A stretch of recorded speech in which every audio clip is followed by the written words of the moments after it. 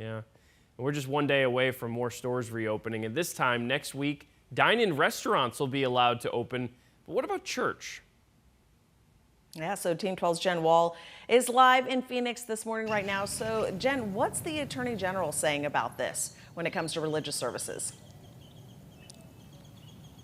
Yeah, good morning to you both. So Attorney General Mark Brnovich wrote that attending church is an essential activity and encouraged physical distancing. But in that written opinion, he also wrote that he's not requiring or even recommending places of worship reopen just yet. Now, Brnovich said that was beyond the scope of legal opinion. Now, while Governor Doug Ducey's latest order allows for activities practicing the freedom of speech and religion, it does say that physical distancing must be followed. Remember, federal guidelines still discourage gatherings of 10 or more people, and Ducey has said the same.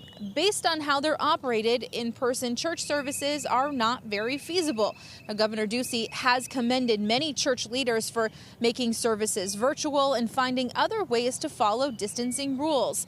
And after 6 weeks of drive-in and online church, a church in Yuma started worship services back inside their building. It was part of a trial run with the help of Representative Tim Dunn. Now, Representative Dunn wrote in a Facebook post that he hopes more churches will hold services next week.